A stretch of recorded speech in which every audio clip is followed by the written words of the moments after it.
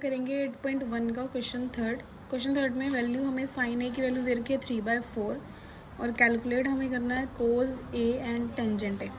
Sign a हमें दे रखा है गिवन है 3/4।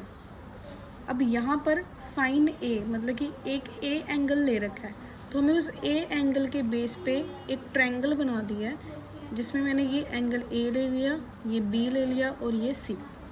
अब साइन का जो फॉर्मूला होता है वो होता है परपेंडिकुलर अपॉन हाइपोटेन्यूज। अब यहाँ पर एंगल ए की बात हो रही है तो ए के जो सामने होगा वो हमारा परपेंडिकुलर होगा और 90 के जो सामने होगा वो हमारा हाइपोटेन्यूज होगा। मतलब कि हमारे पास हाइपोटेन्यूज जो है वो ए सी है जिसकी वैल्यू हमें 4 दे रखी है और परपेंडिकुलर जो है वो हमारा बी सी है जिसकी वैल्यू हमें 3 दे रखी है।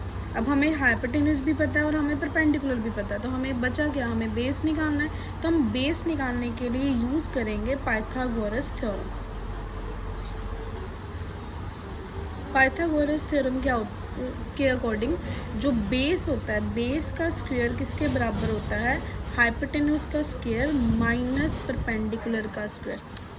बेस का स्क्वायर इक्वल हाइपोटेन्यूज का स्क्वायर माइनस परपेंडिकुलर का square. A B square equal 4 square minus 3 square. 4 का स्क्वायर 16 माइनस 9।